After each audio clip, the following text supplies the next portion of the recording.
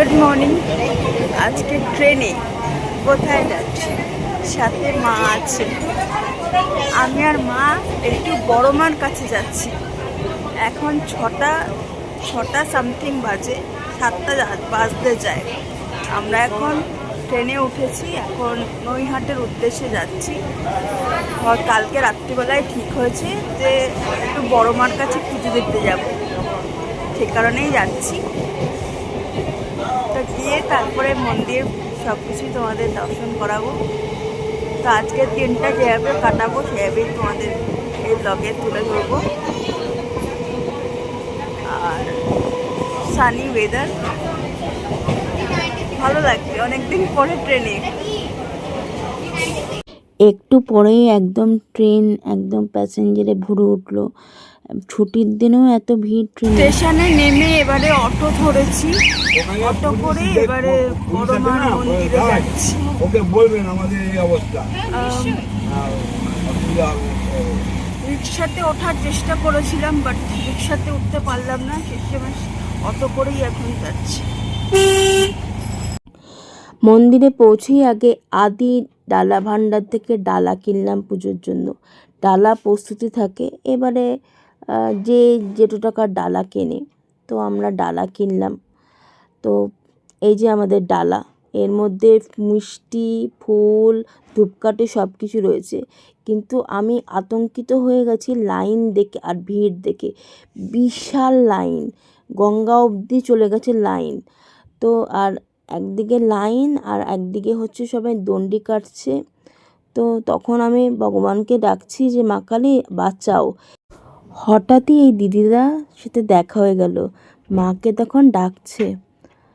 তো এই দিদিরা না থাকলে খুব কালকে বিপদে পড়ে যেতাম, খুব কষ্ট হতো। প্রায় 1000 জনের পিছনে গিয়ে লাইন দিতে হতো এবং পুজোতেও খুব কষ্ট হতো। ওনারা না থাকলে কালকে পুজোটা এত ভালো করে দিতেও পারতাম না। মানে ওনারা হেল্প করেছিল বলে খুব, মানে ওনারা যেন ভগবানের মতো প্রকট হয়েছিল কালকে। মানে কালকে বড় মা যে জাগ্রত, মা কালীকে বলতে বলতেই ওনাদের সাথে দেখা হয়ে গেল। মানে সত্যি আমি পদে পদে বুঝতে পারি মা কালী যে আমার সাথে রয়েছে। অত ভিড়ের মধ্যেও এই দিদিদের জন্য আমাদের পুজো দেওয়া হয়ে গেছে। 2 ঘন্টার মধ্যে মায়ের দর্শনও পেয়ে গেছি এবং পুজো দেওয়া হয়ে গেছে।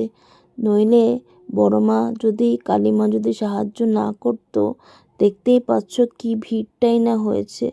মানে ঠাকুরকে মন থেকে ডাকলে পরে সত্যি ফল পাওয়া যায়, আমি পদে পদে বুঝতে পারছি। সত্যি বড় মার জয় হোক। কালকে সত্যি খুব ভালোভাবে পুজো দিতে পেরেছি এবং অনেকক্ষণ ধরে বড় মাকে কাছ একদম সামনে থেকে দেখা সৌভাগ্য হয়েছে এত ভিড়ের মধ্যেও। জয় বড় মা জয় হোক, কালী মার জয় হোক, বড় মার জয় হোক। তো সবার মঙ্গল করো মা।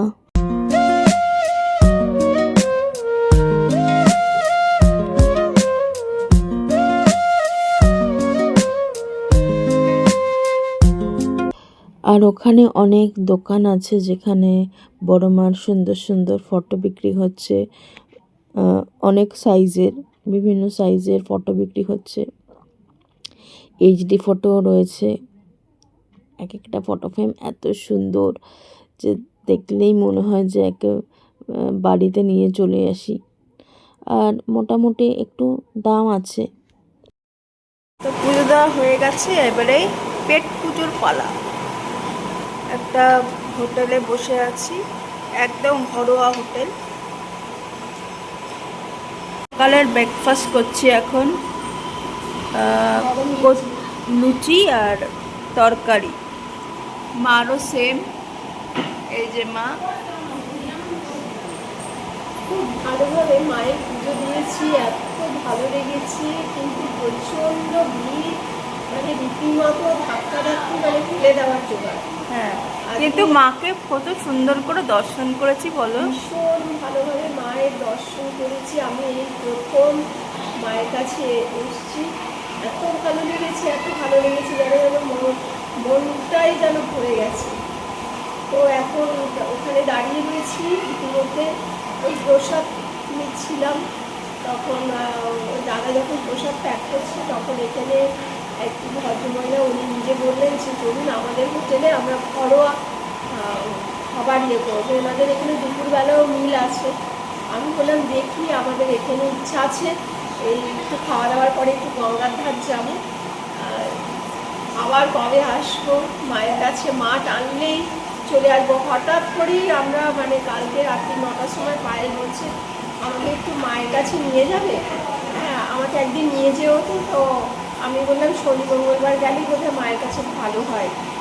তখন বললো যে আমি বললাম কালকে যাবি? তখন ও পায়েল বললো যাবি, চলো কালকেই চলো বলে আজকে মানে মা টেনেছে বলেই আগের দিন রাত্রে ঠিক করেছি আর আজকে মায়ের কাছে চলে আসা।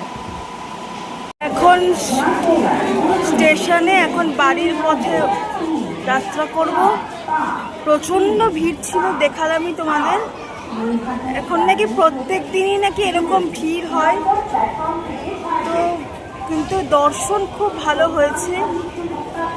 তো আজকের মতো এখানেই ভিডিওটা এন্ড করলাম। আরেকটা ভিডিও নিয়ে নেক্সট দিন দেখা হবে। টাটা।